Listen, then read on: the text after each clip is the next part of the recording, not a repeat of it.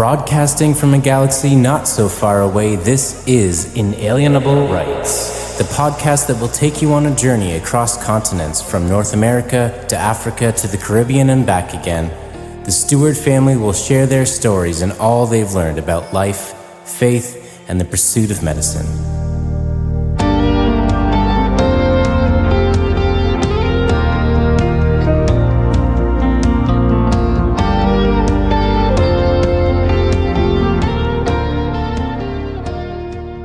Hello, fellow aliens. Welcome back to the Inalienable Rights podcast.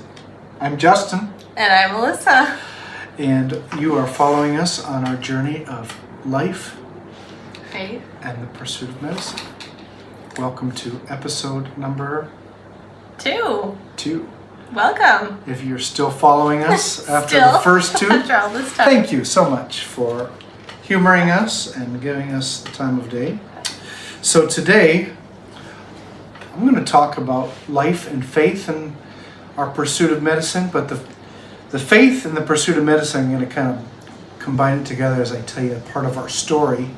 Last time we talked about how we came to Barbados, and so I'm going to tell a little bit more of that story about how we felt convinced that it was the right thing for us to do, because I was skeptical. You know, you read on Reddit all the things about going to Ross University School of Medicine.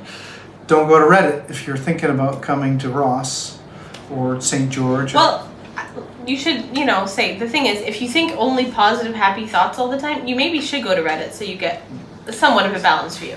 That's if you already true. have a balanced view, then maybe you don't need it. But So I did my research. I was aware of all the negative, but I also was aware that there are a lot of people who came out just fine, who made it through. And so we'll talk about, I'm sure, some of this as we go, but one of the things is, I'm not actually trying to pursue like a super hyper competitive specialty. right. And that was another factor that played in. Like a lot of people who go to Ross, they make it through, but they end up either in internal medicine or family medicine or pediatrics. And or emergency medicine, I determined before I came that I would be okay with that. That's what I wanted. Because originally I wanted to be a DO and go to a DO school, and they also have a stigma about them. So at the end of the day, I'm going to be an MD. And Yeah, I mean, ultimately, if you had, dreams or aspirations of being a dermatologist or a neurosurgeon, probably you should, have tried hard. I mean, we probably would have waited another year and been like, hey, let's do this last cycle and see if you get accepted in this. But don't let that discourage you, because I have a classmate who has his heart set on becoming a neurosurgeon. And there are. And they, Ross tells you. I mean, people do. If you're willing to work hard so. and put in the effort, you can make it. Yeah. But how did we come here? So we're people of faith, and we don't take decisions lightly about our future and what we're going to do. So before I could take the plunge to move my family, and that's the other thing, is it's not just me. Like if it was me, I would have come probably 5 years ago. But it's not just me. We have 3 children. I'm married, and Alyssa also has dreams, and she'll talk about that, I'm sure. Well, laying down some of her dreams for us to come. And also the other thing is too, here's something to mention is that you have a lot of classmates that did come alone, even they had families and they left them behind. But for us, I don't think that was ever a consideration. I didn't really want to never do a serious My consideration. mom even suggested it at one point. Several people suggested that to us. We And just for didn't both feel of us, we were like, no. It wasn't the best for the family. It wasn't the best for we're in this life together, or it doesn't happen. So before I could say yes, I prayed. I fervently prayed, and I asked God, and I share this hoping that it can be an encouragement to other people, one way or the other. But before I can get into that, I have to tell you a little background story so that you can fully comprehend what happened. So remember in our last episode, I told you that I applied 3 times in a row to the same school, really wanting to get in. And so the 4th application cycle, I was going to apply more broadly. But the thing is, this one school that I really wanted to go to, they had a way that you could apply to that school without having to take the MCAT, which for those of you who are interested in medicine, you know all about the MCAT. But for those of you who don't, it's the Medical College Admissions Test. And every school in the United States, DO or MD schools, require that potential students take that exam, except for one. There's one school that has an alternative way that you can get in.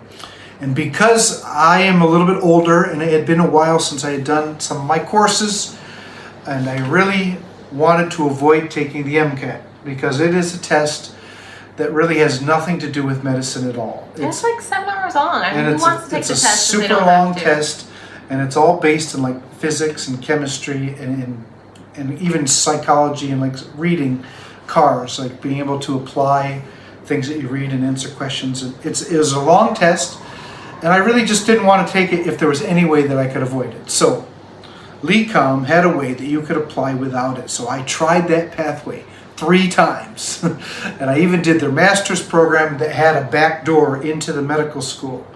And I got interviewed, and I got put on the wait list. No, that back door shut hard. And I really thought that that's where I was going to go. But and so did I. Like, that was the thing too. And when we talked last week about being like me being so opposed to applying more broadly and the Caribbean stuff, like I just was like, I'm sure God wants what I want, so if God and that's wants, what I wanted too. You know, God can open the door for him to go to LECOM, and he can, but he didn't for us. I wanted to be a DO. I really loved that pivot. Philosophy, and that school was like less or about an hour away from our house, so it would have been perfect.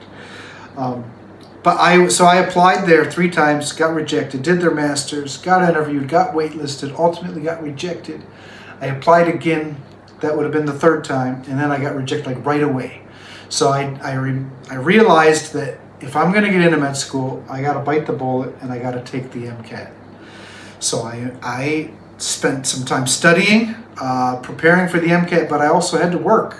I was gonna say that for those who for those who know us, you already know, but like for those who don't, who might be listening, I don't know if there's anyone listening that doesn't know us, but maybe someday there will be. Yeah. But I've been a stay-at-home mom for all of our marriage, and he's been working, been the breadwinner. So now he's going to medical school, and he also still has to work because I'm still home with 3 children. When I was doing the masters and while I was studying for the MCAT, I was working, and I do feel ultimately that was part of the reason I didn't have the most success.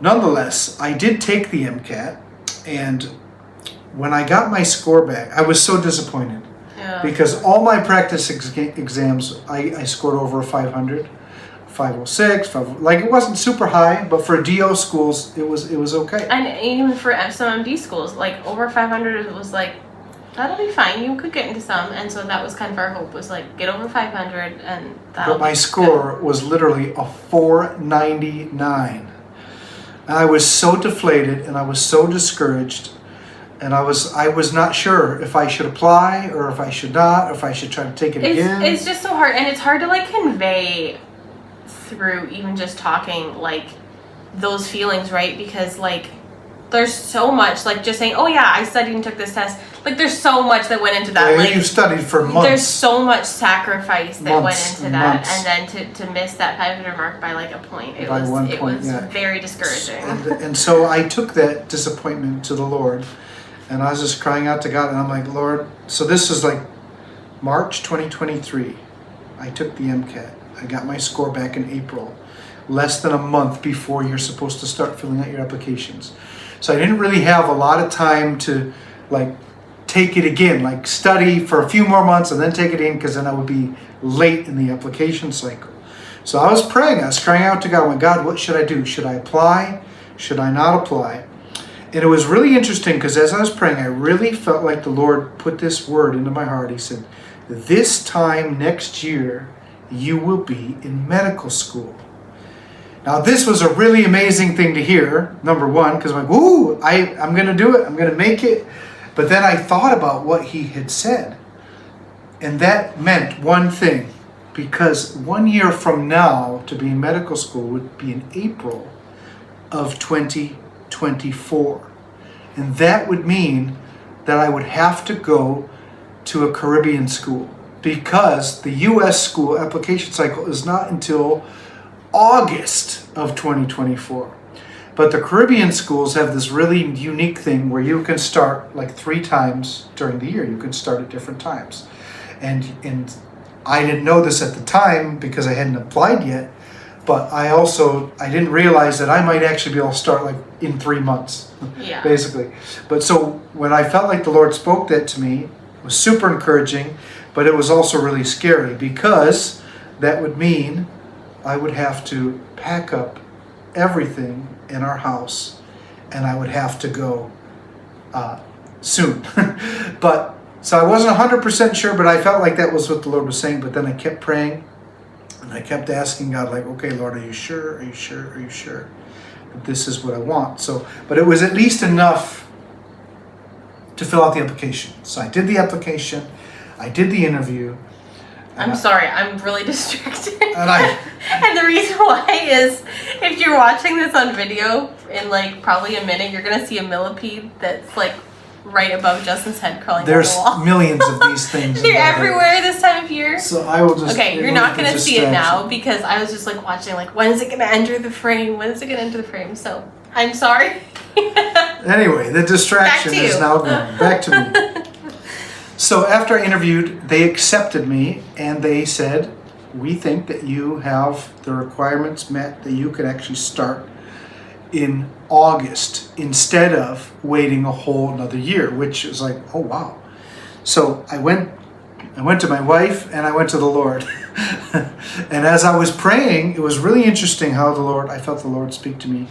I was reading the Bible and I was reading in the book of Joshua, and I felt like these words just jumped out to me on the page. And it said, in Joshua chapter 1, verse 7, he said, only be strong and very courageous, that you may observe to do according to all the law which Moses my servant commanded you. Do not turn from it to the right hand or to the left, that you may prosper wherever you go. This book of the law shall not depart from your mouth, but you shall meditate on it day and night, that you may observe to do according to all that is written in it. For then you will make your way prosperous, and then you will have good success. Have I not commanded you? Be strong and of good courage. Do not be afraid, nor be dismayed, for the Lord your God is with you wherever you go.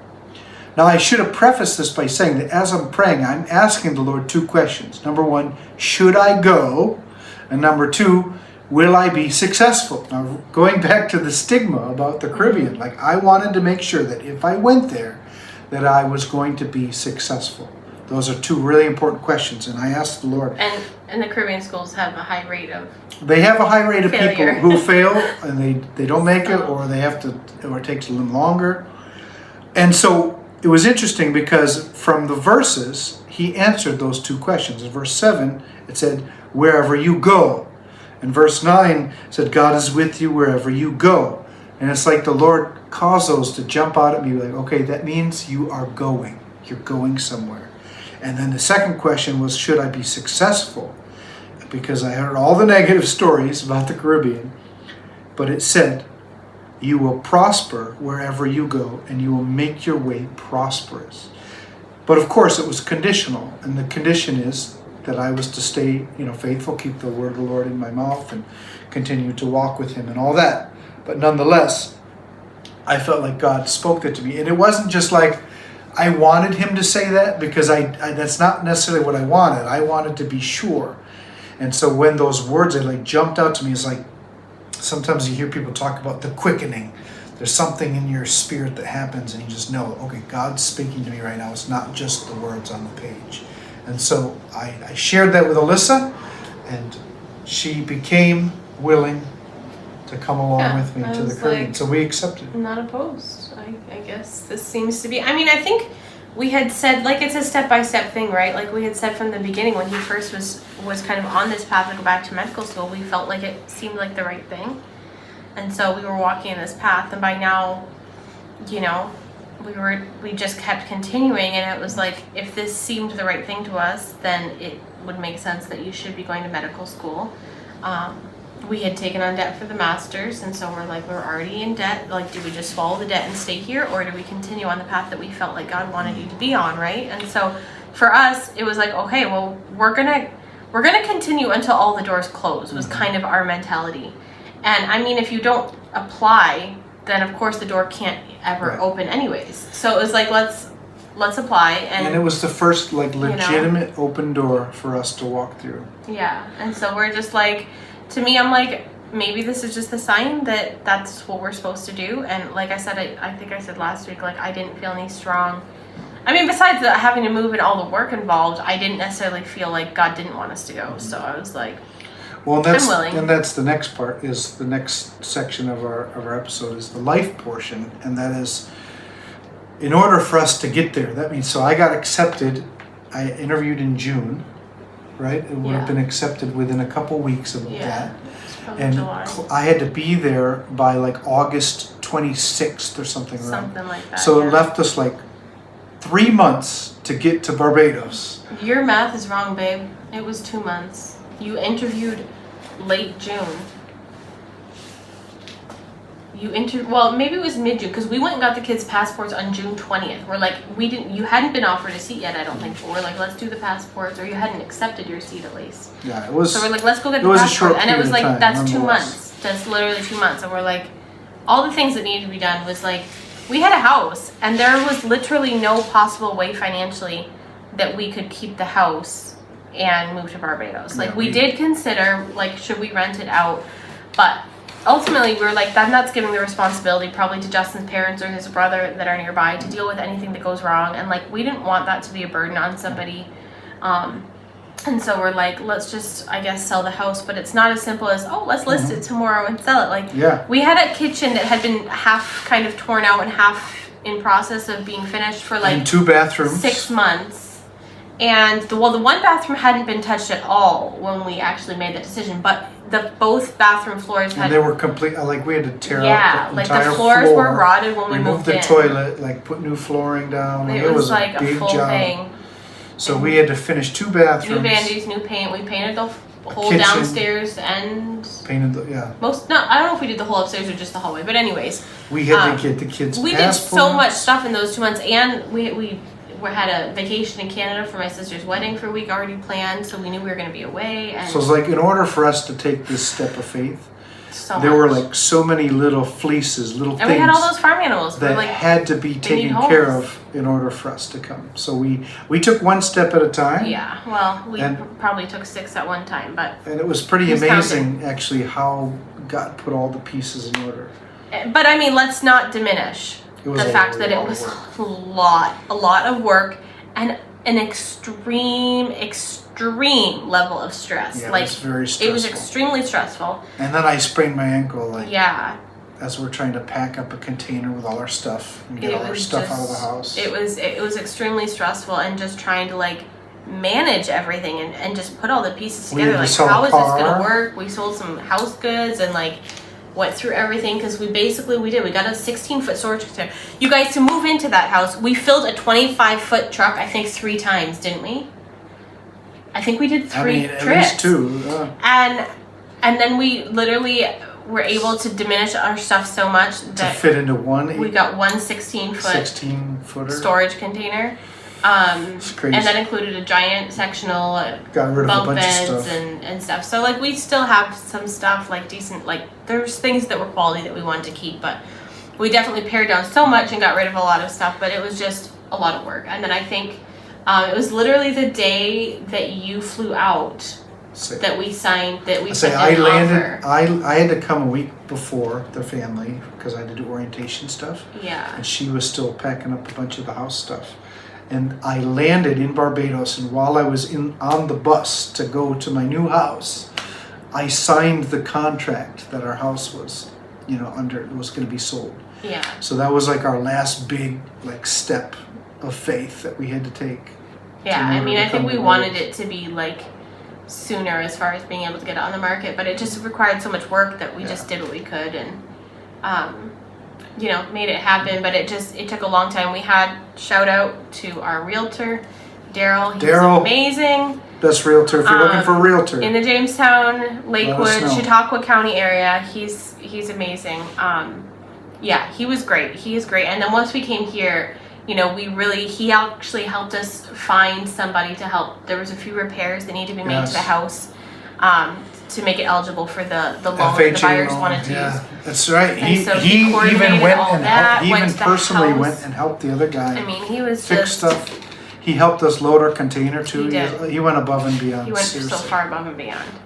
So he's phenomenal to work with. Anyways, that was totally a side note, but that was, there's those little moments. This is life. There's those little moments in like those stressful things. Sometimes you have to look for those moments, those bright spots, and I feel like Daryl was a bright spot for us. It was like, that was such a stressful, hard situation. You always remember the people who were there for you when you needed help. Yeah, the people that took a load off you that made and unfortunately the ones that weren't. Yeah, unfortunately. But. So, that was life. Well, I think that's good enough for episode, what is this, 3? Yeah, so that was kind of where that ended. House, everything checked off, and we kind of just were both like, I guess this is where... and the one thing I didn't mention that was kind of the last answer to prayer was when we applied for the kids' passports, they told us, like, it was like months long wait, like they told us it could be like... We thought they might have to come like a month later. Like, it was supposed to take 3 months or more. Yeah, they said it was like 13 weeks. And I was like, oh my gosh, 13 weeks puts They're us going like to have end to of live September. at my parents' house for a month So or 2 we didn't months. know. We didn't know what we'd have to do. We actually, a week before Justin left, we moved into his parents' house so that we could leave the kids with his parents while we finished clearing out the house. And then when he left, we're still at his parents, and I was still clearing out the house with my mom. But the passports came before I left. Did they actually? Oh, yeah. And so the passports, that's right. The passports actually came before Justin left. So I think they came that was a miracle. Sure. It was such a miracle because I did not pay an expedited. I actually tried to call and pay to expedite them. And I forget the big thing, but I wasn't able to do that for some reason. And then they ended up showing up like in the expedited timeline without me paying extra. And it was just like there was huge. like all these like so we could just book little their miracles tickets. that happened. Bright spots, every silver single linings, answer, whatever you want to call it, God shots, whatever you want to call it. He made it happen, and here we are. So that was kind of what we had to get through. Well, thank you so much for listening to our rambling. I think it's an interesting show. We have interesting lives. Well, to us they're interesting. I don't know if they are to you, but if you're listening, thank you for listening. Yeah, if you're still here, come back next time. Yes, definitely tune in for next week. I forget what we're talking about, but tune in for next week. Feel free to share this with anybody who you think might be interested, and even if you don't think they're interested, share it anyways. And thank you in advance. Yes, and we will see you all next time, week. Our fellow aliens. Thank you for listening to the Inalienable Rights Podcast. You can find Justin and Alyssa on Instagram at Inalienable Rights Podcast and email them at inalienablerightspodcast@gmail.com with any questions or topics you want them to discuss in the future. See you on the other side of the wormhole.